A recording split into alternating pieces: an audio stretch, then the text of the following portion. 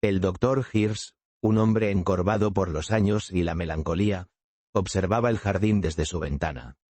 Las hojas caían, una a una, como si cada una llevara consigo un recuerdo, un suspiro del pasado. El otoño, implacable, reflejaba el estado de su alma. Había perdido a su esposa, Elsa, hacía 6 meses, y el vacío que dejó era un abismo insondable. Su casa, antes llena de la alegría de su presencia, ahora resonaba en un silencio sepulcral, roto solo por el tic-tac incesante del reloj de pared, un recordatorio constante del inexorable paso del tiempo. Cada objeto, cada rincón, le hablaba de ella. La taza de té desgastada, el libro abierto en la mesita de noche, la bufanda de lana sobre el respaldo de la silla. Eran fragmentos de una vida compartida, de un amor que creía eterno, ahora convertidos en dolorosos vestigios. Intentaba encontrar consuelo en el trabajo, en la lectura, en largas caminatas por el parque, pero la sombra de la ausencia lo perseguía implacablemente. Una tarde, mientras revisaba unos antiguos manuscritos, encontró una carta de Elsa. Su letra elegante, su caligrafía inconfundible, le trajeron de golpe el recuerdo de su sonrisa, de la calidez de su mirada. En la carta, Elsa le hablaba de su miedo a la muerte, de su deseo de que él encontrara la paz después de su partida. Las palabras de Elsa, llenas de un amor incondicional, fueron un bálsamo para su alma herida. El doctor Hirsch comprendió entonces que el duelo no era una batalla contra la muerte, sino un viaje hacia la aceptación. Un viaje largo y doloroso, sí, pero necesario para honrar la memoria de Elsa y para encontrar, finalmente, la serenidad en su propio corazón.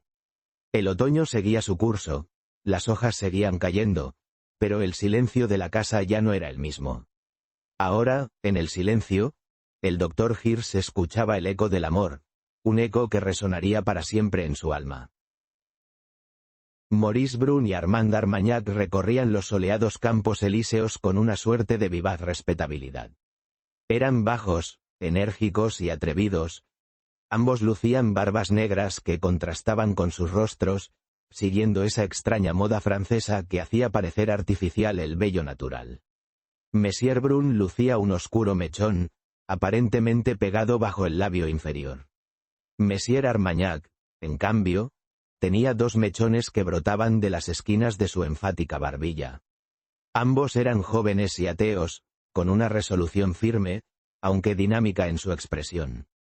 Ambos eran discípulos del doctor Hirsch. Brun había alcanzado cierta fama al proponer la supresión de la expresión «adieu» en todos los clásicos franceses e imponer una multa por su uso en la vida privada. Argumentaba que, de este modo, el nombre de ese dios imaginado reverberaría por última vez en los oídos de la humanidad. Armagnac, por su parte, se especializó en la resistencia antimilitarista. Proponía sustituir la frase de «la marsellesa», «aux armes citoyens», por «aux greves citoyens».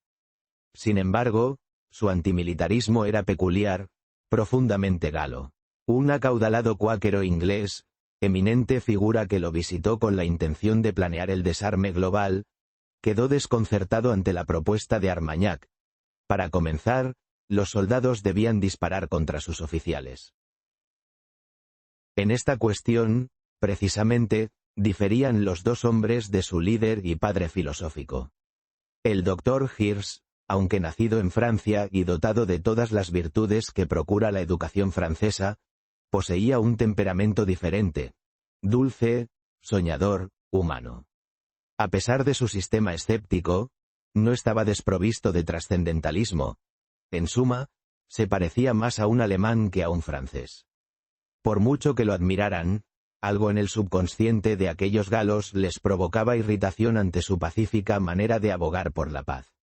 En Europa, sin embargo, sus partidarios lo consideraban un santo de la ciencia. Sus osadas teorías cósmicas justificaban su vida austera y su moralidad inocente, aunque algo fría. Mantenía una posición que parecía un intento de armonizar los principios de Darwin y Tolstoy, pero nunca fue anarquista ni antipatriota. Sus propuestas de desarme eran moderadas y modernas. El gobierno de la República confiaba plenamente en él y en varias. Su casa se encontraba en una calle señorial cercana al Elíseo. Una calle que, aquel caluroso verano, parecía más tupida de follaje que el propio parque. Una hilera de castaños interceptaba la luz solar, a excepción del espacio ocupado por la terraza de un café. En la acera opuesta se alzaba la gran casa del científico, blanca, con persianas verdes, y un balcón de hierro, también verde, que recorría toda la fachada del primer piso. Debajo, la entrada a un patio alegre, decorado con arbustos y tilos, daba paso a la animada charla de los dos franceses que entraban en él. Les abrió la puerta el viejo criado del doctor, Simón, quien podría haber pasado perfectamente por el científico mismo. Vestía estrictamente de negro, llevaba lentes, tenía el cabello gris y sus maneras eran confidenciales. En realidad, era un hombre de ciencia mucho más presentable que su señor, el doctor Hirsch, quien parecía un rábano, con una cabeza tremenda que hacía insignificante su cuerpo. Con la gravedad de un médico que receta, Simón entregó una carta a Armagnac. Este caballero la abrió apresuradamente, con la impaciencia, teñida de una amarga racialidad, lo carcomía. Leyó apresuradamente las instrucciones. 1. Conseguir la llave, no cualquier llave, sino la de bronce, la que yacía oculta tras el retrato descolorido del abuelo. 2. Abrir el cofre de madera oscura, con incrustaciones de plata deslucida, que guardaba el secreto. 3. Descifrar el enigma, un acertijo escrito en un pergamino amarillento, cuya solución revelaría el lugar. 4. Llegar antes del amanecer. El tiempo se agotaba, la presión se intensificaba con cada latido de su corazón. El destino, o la condena, dependía de ello. No puedo bajar a hablar con ustedes. Hay un hombre en esta casa al que no deseo ver. Un oficial chauvinista llamado Dubosc. Actualmente, se encuentra sentado en la escalera, después de haber pateado los muebles de las demás habitaciones. Me he refugiado en mi despacho, frente a una taza de café. Si realmente me aprecian, vayan al café y espérenme en una mesa de la terraza. Quiero que ustedes traten con él. Yo no puedo, ni quiero, recibirlo. Temo que se avecina otro caso Dreyfus. P. Hirsch. Armagnac miró a Brun. Brun tomó la carta, la leyó y devolvió la mirada a Armagnac. Se dirigieron entonces a una mesa del café, a la sombra de un castaño, y pidieron 2 vasos de una absenta de un verde espantoso. Parecía que ambos podían beberla a cualquier hora y en cualquier estación. El establecimiento estaba casi desierto. En una mesa, un soldado tomaba café. En otra, un hombre alto bebía una especie de jarabe, acompañado por un sacerdote que permanecía sin tomar nada. Maurice Brun se aclaró la garganta. Instrucciones. 1. Corregir errores ortográficos, gramaticales y de puntuación. 2. Dividir el texto en párrafos lógicos para mejorar la legibilidad. 3. Eliminar elementos publicitarios y menciones comerciales. 4. Preservar el significado original del texto. 5. Mejorar la fluidez y la coherencia. 6. Mantener la estructura narrativa original. Reglas de corrección. 1. Mantener el estilo y el registro del autor. 2. Respetar la estructura original. 3. Corregir errores evidentes. 4. Optimizar la puntuación. 5. Convertir números a palabras. 6. Expandir abreviaciones comunes. 7. Mejorar la prosodia. 8. Verificar la consistencia. Desde luego que tenemos que ayudar al maestro en todo lo que podamos, pero... Se produjo un brusco silencio. Armagnac añadió. Podía tener excelentes razones para no querer encontrarse con ese hombre, pero el destino, o quizá la casualidad, tenía otros planes. La vio al doblar la esquina, de espaldas. El cabello oscuro le brillaba bajo el sol de la tarde. Reconoció al instante la elegante silueta, la forma en que llevaba el bolso, incluso el ligero balanceo de sus caderas. Un escalofrío, mezcla de miedo y excitación, le recorrió la espalda. Intentó disimular su presencia, mezclarse con la multitud, pero era demasiado tarde. Ella se giró, sus ojos, oscuros y profundos, se encontraron con los suyos. Un instante eterno, cargado de un pasado que ambos pretendían olvidar, pero que ahora, de forma implacable, volvía a resurgir. El encuentro era inevitable. Antes de que ninguno de los dos pudiera completar una frase, se hizo evidente que habían expulsado a un intruso de la casa de enfrente. Los arbustos bajo la arcada se agitaron violentamente cuando el rechazado fue arrojado sobre ellos, como una bala de cañón. Era una figura robusta, con un pequeño sombrero tirolés de fieltro. Su aspecto, ciertamente, tenía algo de tirolés. Unas espaldas anchas sostenían unas piernas ligeras, enfundadas en pantalones cortos y calcetines largos. Su rostro, bronceado como una castaña, mostraba unos ojos brillantes e inquietos. El cabello oscuro, peinado hacia atrás, dejaba ver una frente ancha y poderosa, sobre la que destacaba un enorme bigote negro, similar a los cuernos de un bisonte. Una cabeza así, por regla general, descansa sobre un cuello de toro. En este caso, lo hacía sobre una gran bufanda abigarrada. Esta le rodeaba las orejas y caía por delante, dentro de la chaqueta, a modo de extravagante chaleco. De color rojo oscuro, dorado y púrpura, era probablemente de fabricación oriental. En definitiva, el hombre poseía un aire bárbaro, más propio de un criado húngaro que de un oficial galo. Su francés, sin embargo, era innegablemente el de un nativo, y su patriotismo. ¿Hay algún francés aquí? La pregunta resonó en la sala, cortando el murmullo de conversaciones inconexas. Un silencio tenso se apoderó del ambiente, roto solo por el tic-tac insistente del reloj de pared. Nadie respondió de inmediato. La incertidumbre flotaba en el aire, pesada y opresiva. Algunos intercambiaron miradas nerviosas. Otros desviaron la vista, fingiendo interés en algún objeto cercano. El interrogador, una figura imponente con un abrigo oscuro y un rostro inexpresivo, aguardaba pacientemente. La tensión era palpable. Finalmente, un hombre de mediana edad, con un ligero acento extranjero, se levantó con lentitud. Su mano temblaba ligeramente mientras se ajustaba las gafas. El sonido era como el de un llamamiento a los cristianos en la Meca. Un eco discordante, fuera de lugar, que resonaba en el silencio del desierto. Armagnac y Brun se levantaron de inmediato, pero llegaron demasiado tarde. Hombres de todas partes habían acudido, formando un pequeño y ruidoso grupo. Con el rápido instinto político francés, el hombre del mostacho negro ya había corrido hasta el café, subido a una mesa y, sujetándose a una rama de castaño, gritaba con la misma vehemencia que antaño Camille Desmoulins. «Franceses», aulló, «no puedo hablar, que Dios me ayude, esa es la razón por la que hablo». Los que enseñan a hablar con sus inmundos discursos, también enseñan a guardar silencio, como ese espía que se esconde en la casa de enfrente. Calla cuando llamo a su puerta. Calla ahora, aunque sus oídos perciben mi voz a través de la calle. Oh, con cuánta elocuencia pueden callar esos políticos. Pero el momento llega. Cuando nosotros, los que no podemos hablar, debemos hacerlo. Estáis siendo traicionados, en este preciso instante, y por ese hombre. Soy Jules Dubosc, coronel de artillería en Belfort. Ayer, en los Vosgos, capturamos a un espía. Encontramos un papel que ahora sostengo en mis manos. Intentaron ocultar el asunto, pero yo lo llevé directamente al hombre que lo escribió, al hombre que vive en esa casa. Está escrito de su puño y letra y firmado con sus iniciales. Contiene instrucciones para encontrar el secreto de la pólvora insonora. Hirsch la inventó, y Hirsch escribió esta nota sobre ella.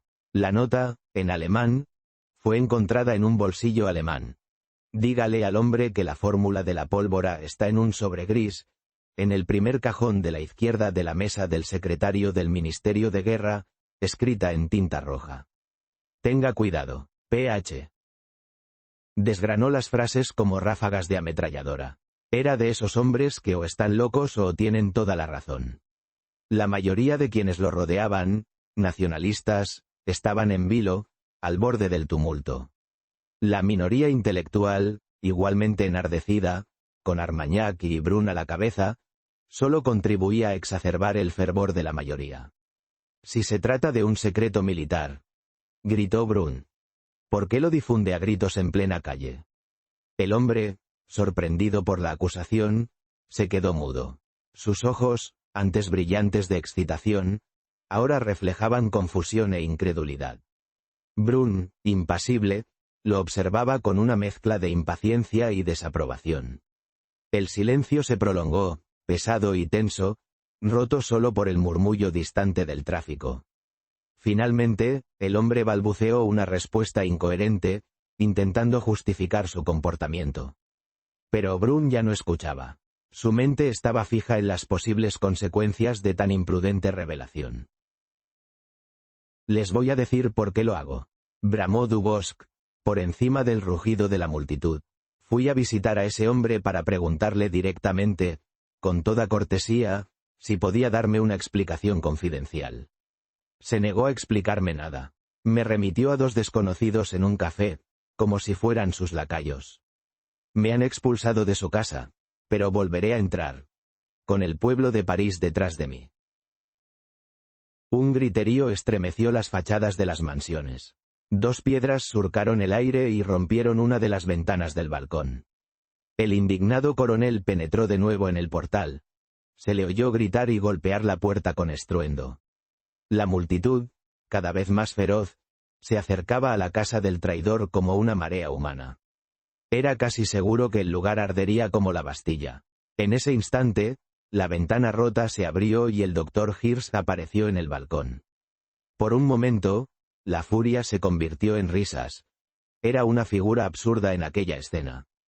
Su largo y desnudo cuello, junto con los hombros inclinados, le daba el aspecto de una botella de champán. Pero ese no era su único rasgo festivo. La chaqueta le colgaba del cuerpo como si fuera un perchero. Lucía el pelo largo y enredado, de un color zanahoria. Sus mejillas y barbilla estaban cubiertas por una de esas barbas irritantes que brotan lejos de la boca. Su semblante parecía muy pálido. Llevaba gafas azules. Lívido, habló con decorosa decisión. La masa, enmudecida, lo escuchó. Llegó a la mitad de su tercera frase, y el silencio se hizo absoluto. «Ahora solo tengo que decirles dos cosas. La primera, a mis enemigos. La segunda, a mis amigos. A mis enemigos les digo. Es verdad que no vi a Dubosc, aunque persiste en su intento de asaltar esta habitación. Es verdad que pedí a dos hombres que se enfrentaran a él por mí, pues verlo sería contrario a todas las reglas de la dignidad y del honor. Pero, antes de que me haya justificado con éxito ante un tribunal, hay otra satisfacción que este caballero me debe, como caballero. Y, refiriéndome a los que me apoyan, estoy estrictamente». Armagnac y Brun ondearon salvajemente sus sombreros. Incluso los enemigos del doctor aplaudieron ante tan inesperado desafío. Algunas frases posteriores resultaron inaudibles, pero finalmente pudieron oír lo que decía.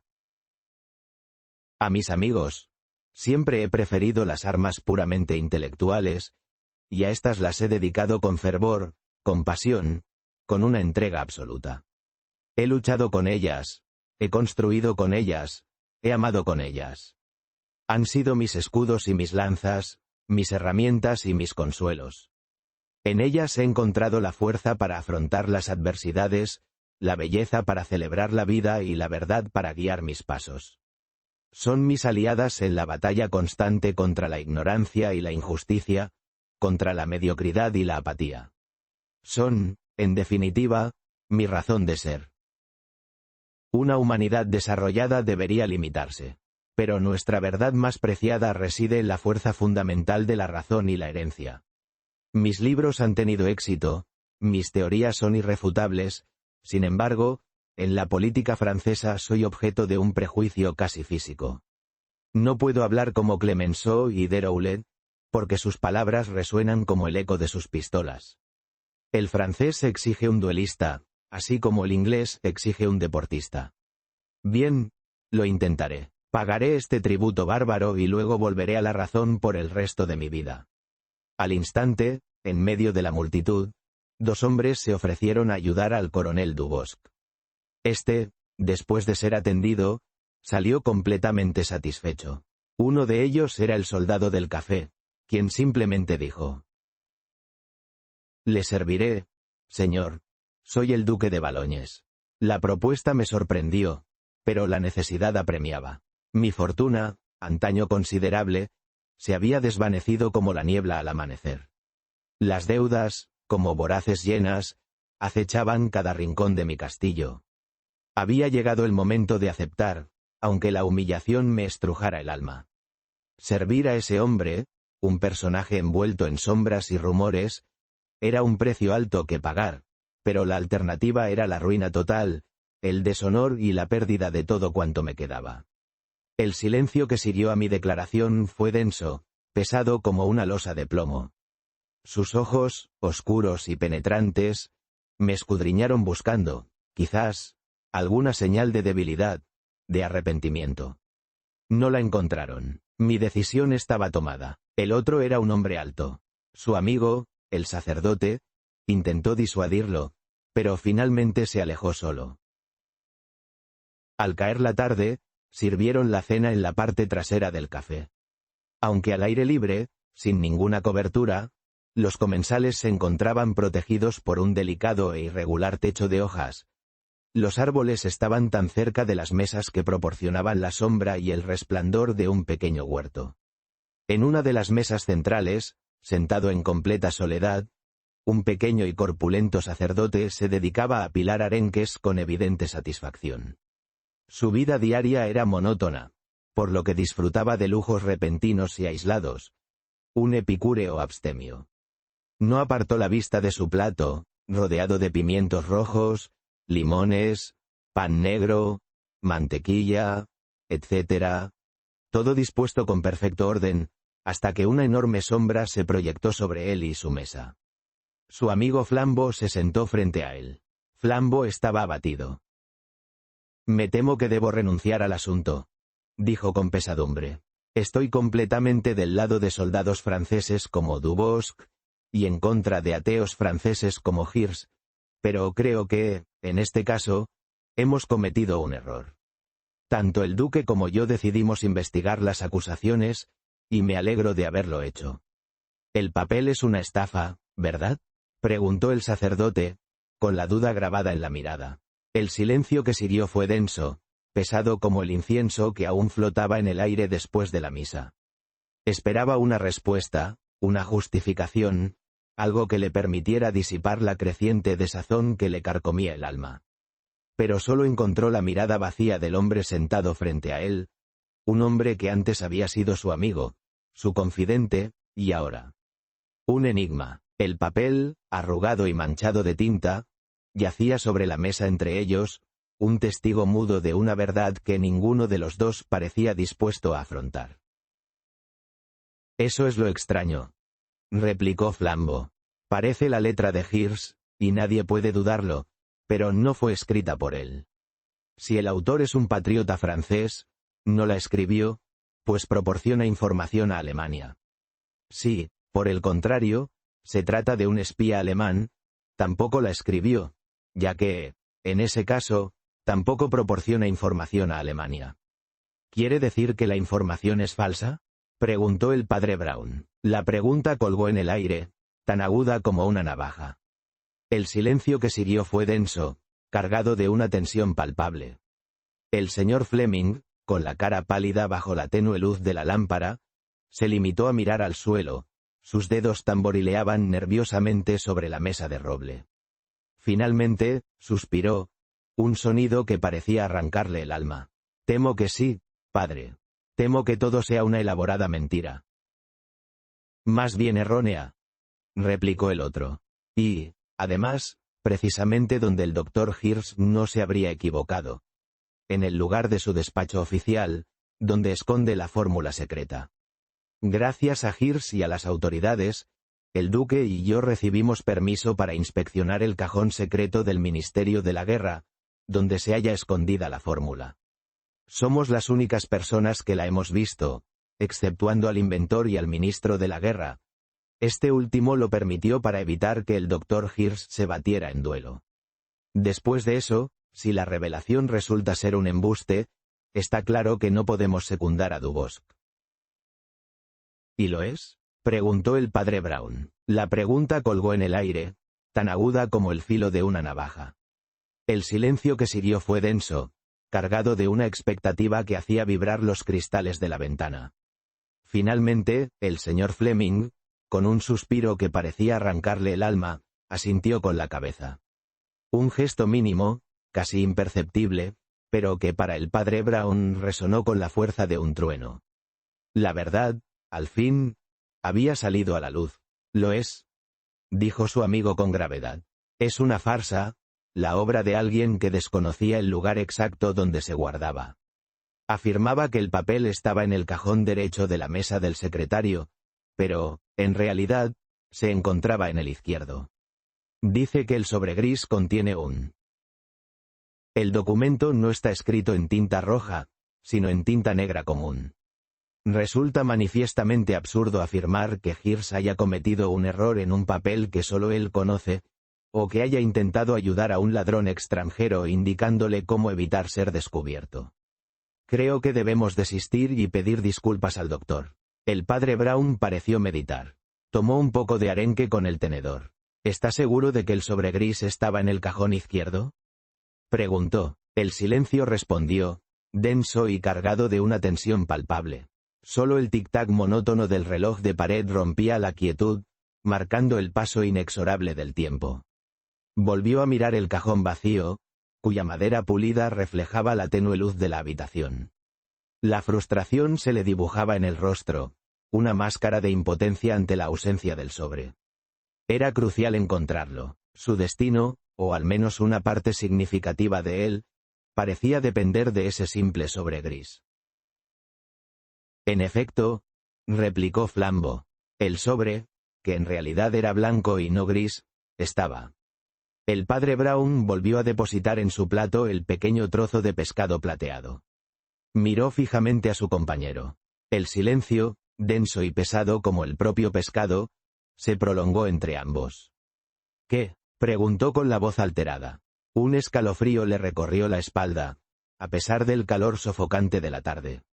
No podía creer lo que acababa de oír. La incredulidad se mezclaba con un miedo sordo, un presentimiento que le helaba la sangre. Necesitaba tiempo, necesitaba pensar, pero la urgencia de la situación le apretaba el pecho como una mano de hierro. ¿Qué debía hacer ahora? «¿Cómo que, qué?», repitió Flambeau, comiendo con ganas. La pregunta, aparentemente simple, resonaba en el silencio del pequeño restaurante. El aroma a especias y carne asada apenas lograba disipar la tensión que se había instalado entre ellos. Él esperaba una explicación, una justificación, algo más que esa simple y desconcertante interjección. La cuchara, suspendida en el aire, parecía reflejar la incertidumbre que lo embargaba. «No era gris», dijo el sacerdote. «Flambeau, me está asustando. Ese color, ese intenso carmesí, era impropio, una mancha de sangre fresca, sí, pero no la sangre seca y oscura que uno espera encontrar en un crimen. Esta era viva, vibrante, como si el corazón mismo del difunto aún latiera bajo esa capa de seda escarlata. Sentí un escalofrío, a pesar del calor sofocante de la habitación. El aire mismo parecía pesado, impregnado de un olor metálico y dulce, nauseabundo. Flambeau, con su habitual aplomo, examinaba el cuerpo con una linterna. Su rostro, normalmente iluminado por una sonrisa irónica, estaba sombrío. El silencio, roto solo por el tic-tac del reloj de péndulo en la esquina, se volvía cada vez más opresivo. La escena era grotesca. El arzobispo, tendido sobre la alfombra persa, con la mirada perdida en la inmensidad de un cielo que ya no le pertenecía. El carmesí de su sangre contrastaba brutalmente con el dorado de los ornamentos religiosos esparcidos a su alrededor. ¿Alguna idea, Flambeau?, pregunté, mi voz apenas un susurro en la atmósfera cargada. Él se enderezó, la luz de la linterna reflejándose en sus ojos. No, monseñor, por el momento, solo puedo confirmar la muerte. La causa es, por decirlo suavemente, inusual. Y el color, ese color, es lo que más me inquieta. ¿De qué diantre se asusta? La pregunta resonó en el silencio de la noche. Apenas un susurro que se perdía entre el crujir de las hojas y el lejano ulular de un búho. Él no respondió, paralizado por un miedo que le helaba la sangre. Sentía el peso del terror en el pecho, una opresión que le dificultaba la respiración. El aire, antes fresco y limpio, ahora le parecía denso y cargado de una amenaza invisible. Solo el latido frenético de su corazón rompía la quietud. ¿De qué se asustaba? Él mismo no lo sabía con certeza. Quizás del silencio, quizás de la oscuridad, quizás de algo mucho peor, algo que acechaba en las sombras, esperando el momento oportuno para atacar. Me asusta el sobre blanco, dijo el otro con seriedad. Si hubiera sido gris, bueno, dejémoslo, también pudo haber sido gris. Pero, siendo blanco, el asunto se torna oscuro. Después de todo, el doctor ha estado revolviendo en el azufre. Pero le digo que es imposible que haya escrito una nota así, exclamó Flambeau. La nota describe los hechos de manera completamente errónea.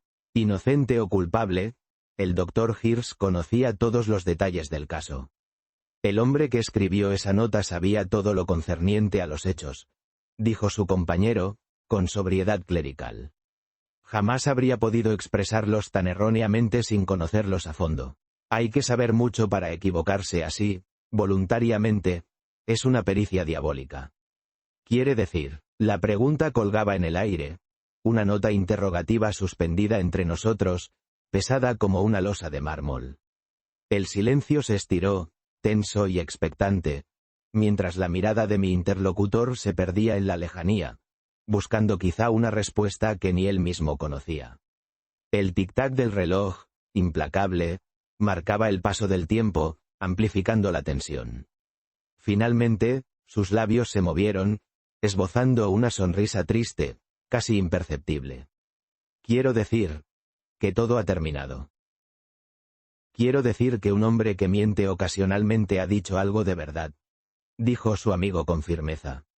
Suponga que alguien le envía a buscar una casa con una puerta verde y una persiana azul, con jardín delantero, pero sin trasero, con un perro, pero sin gato, y donde se bebe café, pero no té. Usted diría, si no encuentra esa casa, que los datos eran falsos. Pero yo le digo que no. Yo le digo que si encuentra una casa con la puerta azul y la persiana verde, con jardín trasero, pero sin delantero, en la que hay gatos y a los perros se les dispara, donde se bebe té a mansalva y el café está prohibido, entonces esa es la casa que estaba buscando. El hombre debía conocer esa casa para equivocarse con tanta precisión. ¿Pero qué puede significar eso?, preguntó Flambeau con la boca llena. No puedo concebirlo, dijo el padre Brown. No puedo entender este asunto del doctor Hirsch. Mientras se trate del cajón izquierdo en lugar del derecho, y de tinta roja en vez de negra, sospecho que estamos ante la obra de un estafador. Pero 3 es un número místico, que finaliza las cosas. Y también finaliza esto, que la situación del cajón, el color de la tinta, el color del sobre. Que ninguno de estos datos fuera correcto por casualidad, resulta inconcebible. Y no lo ha sido. Flambeau, después de terminar su cena, preguntó, ¿entonces? ¿Traición? No lo sé, respondió el padre Brown con un rostro que reflejaba su perplejidad. En lo único que puedo pensar. Bueno, nunca llegué a entender el caso Dreyfus. Siempre comprendo con más facilidad la prueba moral que cualquier otra. Me guío, como usted sabe, por los ojos y la voz de una persona, o por si su familia parece feliz, o por las personas que... El caso Dreyfus me dejó confuso. No por las atrocidades imputadas a ambas partes. Aunque suene anticuado decirlo así, la naturaleza humana, incluso en las esferas más elevadas, es capaz de las peores crueldades, a la manera de los Zenzi o los Borgia. No, lo que me desconcertó fue la sinceridad de ambos bandos.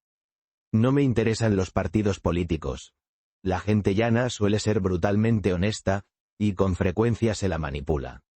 Me refiero a quienes juegan al poder, a los conspiradores, al traidor, si es que lo hubo, a los hombres que debían conocer la verdad. Dreyfus, por su parte, persistió como alguien seguro de su inocencia.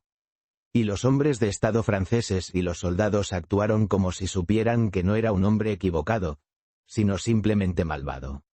No digo que actuaran correctamente, sino que lo hicieron con una convicción que me resulta inquietante. No puedo explicarlo con mayor precisión, pero sé lo que quiero decir. A mí me gustaría saberlo, dijo su amigo. Pero ¿qué tiene que ver todo esto con el viejo Hirsch? Suponga, siguió el sacerdote, que una persona, en una posición de confianza, comienza a suministrar información al enemigo, información falsa, eso sí. Suponga que cree salvar a su país confundiendo al adversario. Suponga que esto la lleva a los círculos de los espías, donde recibe pequeños favores, y los compromisos comienzan a dificultarle la vida. Suponga que mantiene su contradictoria posición de forma confusa, sin decir nunca la verdad a los espías extranjeros, pero permitiéndoles que depositen en ella cada vez más confianza. La mejor parte de sí. Lo que quede de ella. Aún diría. No he ayudado al enemigo, dije que era el cajón izquierdo. Mientras que la peor parte ya podría estar diciendo. Pero deberían tener el sentido común de saber que en realidad me refiero al derecho. Creo que es psicológicamente posible, en una época ilustrada, ¿sabe? Puede ser psicológicamente posible, respondió Flambeau. Eso explicaría, ciertamente, que Dreyfus creyera estar equivocado y que sus jueces estuvieran seguros de su culpabilidad. Pero eso carece de trascendencia histórica, porque el documento de Dreyfus, si era suyo, era literalmente correcto. No estaba pensando en Dreyfus, dijo el padre Brown. Su mirada, serena y penetrante, se posó en el rostro del inspector. Un silencio tenso se instaló en la pequeña habitación, interrumpido solo por el tic-tac monótono del reloj de pared. El inspector, visiblemente incómodo, se ajustó la corbata. La gravedad de la situación parecía pesar sobre sus hombros. El padre Brown, sin embargo, permanecía impasible, con una expresión indescifrable. Esperaba. El silencio se apoderó del entorno a medida que las mesas se vaciaban. Era tarde, aunque la luz del sol aún persistía, débil, atrapada entre las ramas de los árboles. En ese silencio, Flambeau retiró su silla con brusquedad. El chirrido resonó, aislado y prolongado. Apoyó el codo en el respaldo. Bien, dijo con aspereza. Si Hirsch no es más que un tímido traidor y traficante. La verdad es que nunca lo había considerado así. Siempre lo vi como un hombre de negocios, aunque algo peculiar. Sus métodos eran, digamos, poco ortodoxos. Pero traidor, eso es una acusación grave. ¿Y traficante? ¿De qué? Necesitamos pruebas, algo más que sospechas. No podemos permitirnos actuar por impulso. Las consecuencias podrían ser devastadoras. Debemos proceder con cautela e investigar a fondo antes de tomar cualquier decisión. El riesgo es demasiado alto como para actuar a ciegas. No debe ser tan duro con ellos, dijo el padre Brown con suavidad. No es enteramente culpa suya, pero carecen de instintos. Me refiero a esa virtud, a esa intuición, que hace que una mujer se niegue a bailar con un hombre, o que un hombre rechace un cargo. Se les ha enseñado que todo es una cuestión de grados, que todo es negociable, ponderable, susceptible de transacción. De todos modos, exclamó Flambeau con impaciencia, eso no afecta a mi teoría principal. El viejo Dubosc puede estar un poco loco, pero, después de todo, es un patriota. El padre Brown continuó comiendo su arenque. La impasible actitud de su amigo, sin embargo, despertó en Flambeau una furia ciega.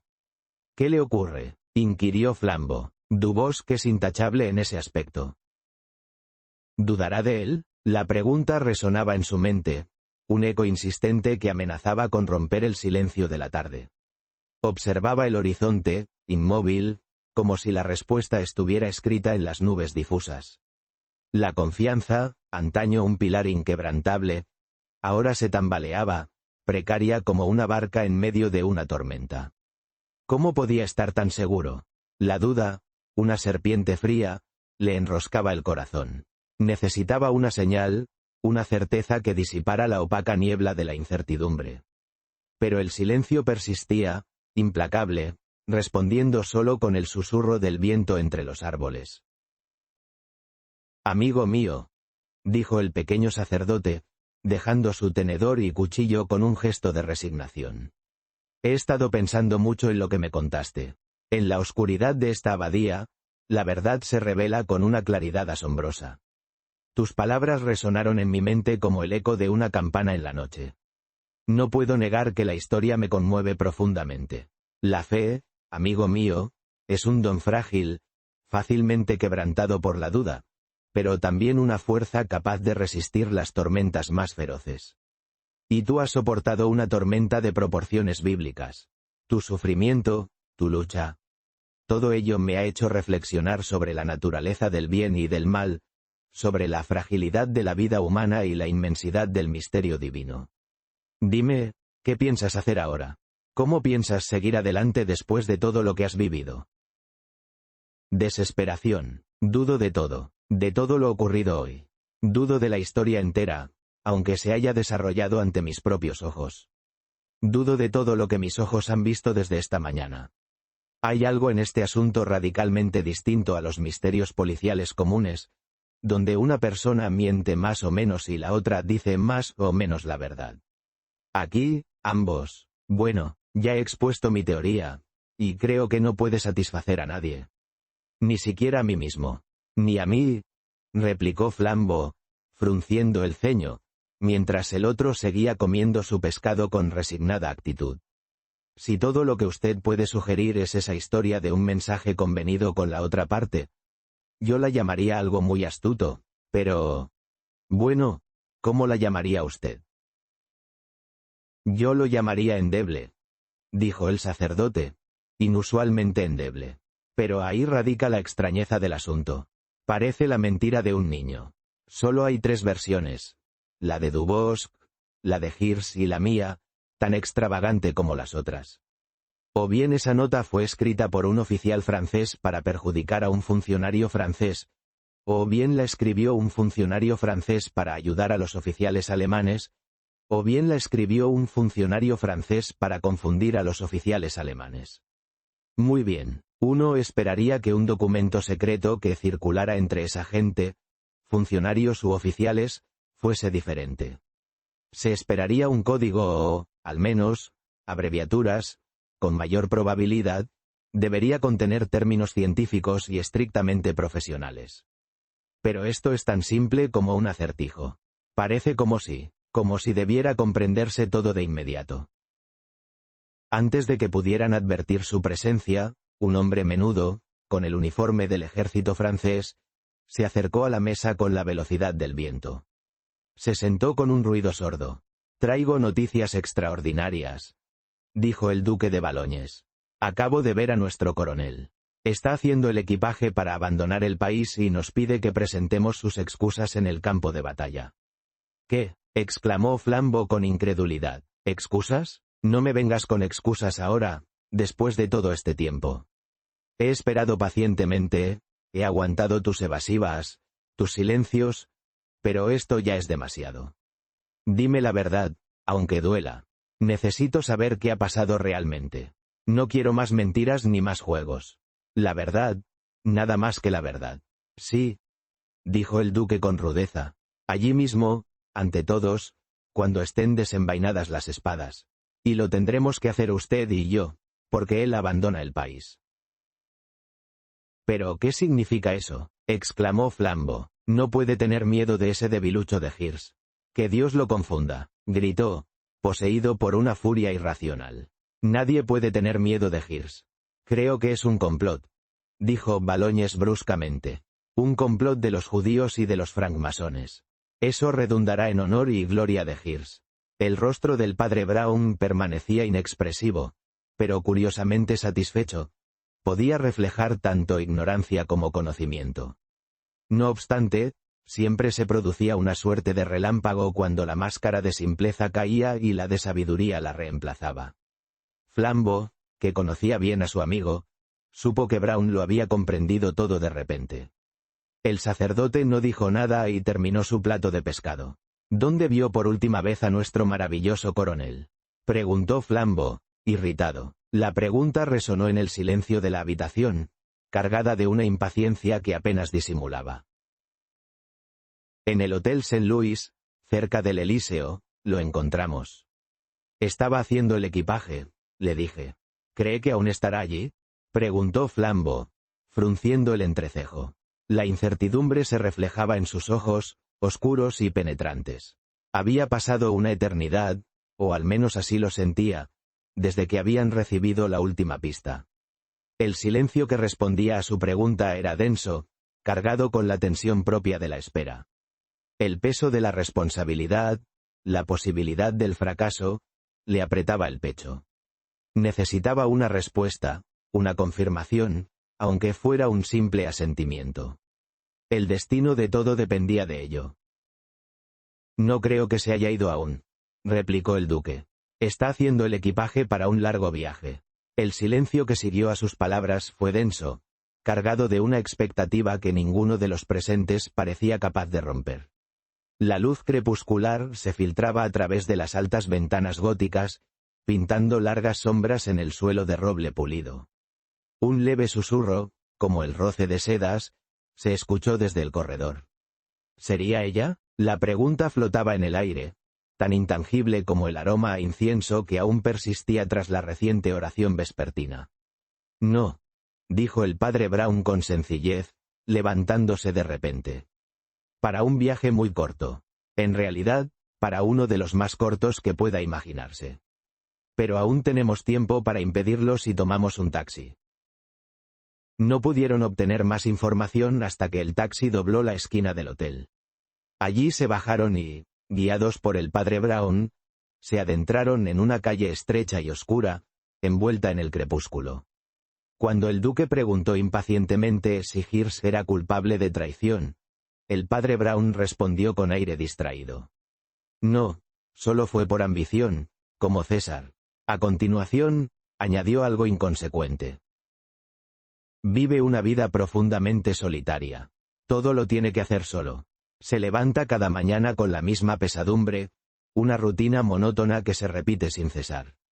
Prepara su desayuno, una tarea sencilla que se convierte en un ritual silencioso, cargado de una melancolía que impregna el ambiente. Luego, se dedica a sus quehaceres, cada uno ejecutado con precisión mecánica, sin el calor de la compañía ni la alegría del intercambio. Las tardes las pasa en su pequeño hogar, leyendo o simplemente observando el pasar de las horas, un testigo mudo del inexorable avance del tiempo. La noche llega como un alivio, un velo que cubre la soledad, aunque el sueño tampoco le ofrece consuelo. Su vida, un laberinto de silencios y tareas solitarias, un monólogo interior sin interlocutor. Bien, si es ambicioso, quedará satisfecho, dijo Flambeau con amargura. Todo París lo vitoreará ahora que nuestro maldito coronel ha huido. No hable tan alto, dijo el padre Brown, bajando la voz. Su maldito coronel está justo frente a nosotros. Los otros dos se detuvieron, buscando refugio a la sombra de un muro. Efectivamente, vieron al robusto coronel salir por la puerta principal. Caminaba por la penumbra de la calle con una maleta en cada mano. Conservaba el mismo aspecto que la primera vez que lo vieron, aunque había cambiado sus extravagantes pantalones de montañero por unos más convencionales. Era evidente que escapaba del hotel. La callejuela por la que se internaron parecía la parte trasera de un escenario, dando la espalda a todos los edificios. Un muro incoloro y continuo la flanqueaba, interrumpido a intervalos por puertas sucias y polvorientas, bloqueadas, sin ornamento alguno, salvo los trazos de tiza de algún pícaro transeúnte. A ratos, las copas de los árboles, de un verde apagado, asomaban por encima del muro. Más allá, en la penumbra gris y morada, se vislumbraban algunas de las largas terrazas de los altos edificios parisinos. Comparativamente cercanas, parecían, sin embargo, tan inaccesibles como escarpadas montañas de mármol. En la acera opuesta, una elevada valla cercaba el parque, sumido en la oscuridad. Flambeau observaba su entorno con una extraña intensidad. El aire, denso y cargado de un aroma a jazmín y tierra mojada, le producía una sensación inquietante. Las sombras alargadas de los cipreses se proyectaban sobre el suelo polvoriento, creando un laberinto de oscuridad que parecía respirar a su alrededor. Un silencio sepulcral, roto únicamente por el chirrido lejano de las cigarras, amplificaba la sensación de soledad que le oprimía el pecho. Sentía una mirada, una presencia invisible que lo acechaba desde las profundidades de la noche. Se estremeció, un escalofrío que no provenía del fresco nocturno. Algo no estaba bien, algo lo observaba. «¿Saben?», dijo, con la voz apenas un susurro.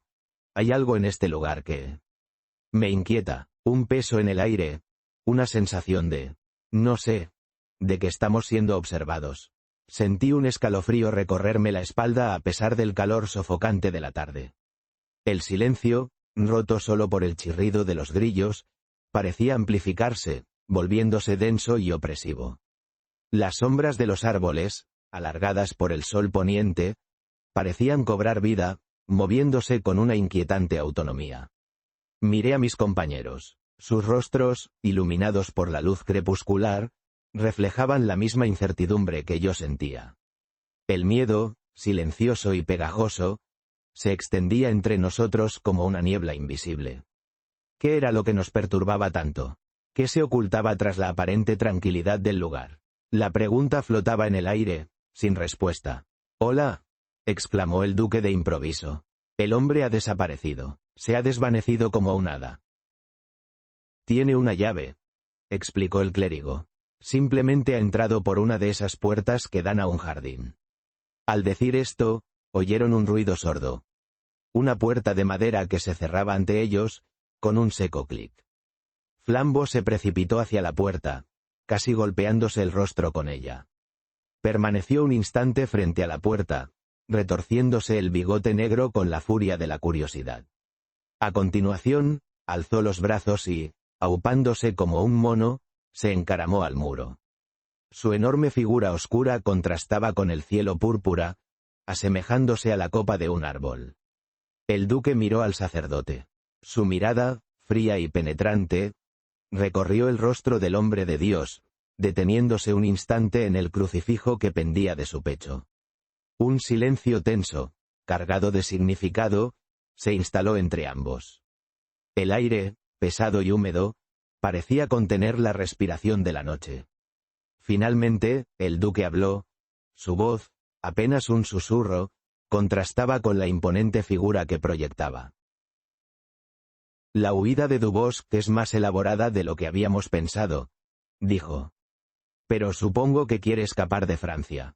«No se está escapando de ningún sitio», respondió el padre Brown. Los ojos de Baloñes brillaron, pero su voz se apagó, cargada de una desesperación palpable. «¿Quiere decir que se va a suicidar?», preguntó, su voz apenas un susurro en la opresiva quietud de la habitación. «No encontrará el cadáver», replicó el otro, con una seguridad que contrastaba con la inquietud que reflejaban sus ojos. La oscuridad de la noche se cernía sobre ellos, espesa y opresiva, como una manta húmeda que absorbía cualquier sonido que se atreviera a escapar de la vieja casona. Un silencio expectante, cargado de una tensión palpable, se extendía entre ambos hombres. El primero, inmóvil, aguardaba una respuesta, una explicación que disipara la creciente sensación de malestar que lo invadía. El silencio se prolongó, roto solo por el chirrido lejano de una puerta y el susurro del viento entre las ramas de los árboles centenarios que rodeaban la propiedad. Finalmente, el segundo hombre rompió el silencio, pero sus palabras fueron tan enigmáticas como la situación misma. Del otro lado del muro, llegó una exclamación de Flambo. Un grito ahogado, apenas un susurro entre las piedras, pero que resonó con inquietante claridad en el silencio de la noche. El sonido, agudo y cortante, me geló la sangre. Esperé, con el corazón latiéndome con fuerza contra las costillas, a que se repitiera. Nada, solo el susurro del viento entre los muros derruidos y el lejano lamento de un perro.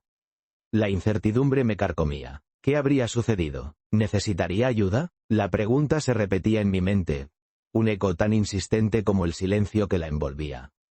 Debía actuar. Dios mío, exclamó, ya sé dónde estamos. Es la parte trasera del edificio donde vive Hirsch.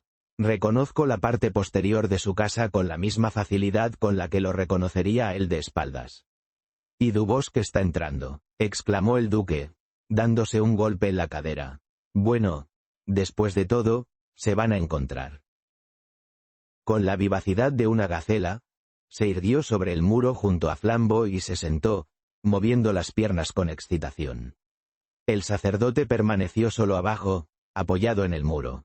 Daba la espalda a la escena, contemplando con anhelo la valla que cercaba el parque y los árboles, con sus hojas centelleantes. El duque, aunque alterado, conservaba los instintos de un aristócrata y deseaba observar la casa más que espiarla. Flambo, sin embargo, con los instintos de un ladrón, y los de un detective, ya había saltado el muro y se había encaramado a la rama de un árbol aislado. Desde allí, trepó hasta situarse cerca de la única ventana iluminada de la parte trasera de la casa. Habían bajado una persiana roja, pero ésta había quedado torcida, dejando un resquicio. Arriesgando el cuello a lo largo de una rama que parecía más traicionera que una ramita, Flambo pudo ver al coronel Dubosc deambular por un lujoso dormitorio brillantemente iluminado. A pesar de su proximidad a la casa, oyó las palabras de su amigo desde el muro y las repitió en voz baja. Sí. Después de todo, se encontrarían. La certeza resonaba en su interior, un eco sordo que silenciaba cualquier duda. Había esperado tanto, ansiado ese momento con una intensidad que lo había consumido. Ahora, la posibilidad se materializaba, tangible como la brisa que le acariciaba el rostro. El destino, caprichoso y a veces cruel, parecía finalmente sonreírle. Se preparó, respiró hondo y se adentró en el laberinto de calles que lo conducirían al encuentro. El corazón le latía con fuerza, un tambor acompasado que marcaba el ritmo de sus pasos. Sabía que nada sería igual después de este encuentro. La espera había terminado. No se encontrarán jamás, dijo el padre Brown. Hirsch tenía razón al afirmar que, en un asunto semejante, los protagonistas no deben encontrarse. ¿Ha leído usted alguna historia extrañamente psicológica de Henry James, en la que dos personas nunca logran verse y, en consecuencia, comienzan a sentir miedo la una de la otra, a sospechar que se trata del destino? Esto es algo parecido, aunque más extraño. Hay gente en París que los curará de esas fantasías mórbidas, dijo Baloñes, vindicativo. Si los capturamos y los obligamos a luchar, se verán obligados a enfrentarse a la realidad.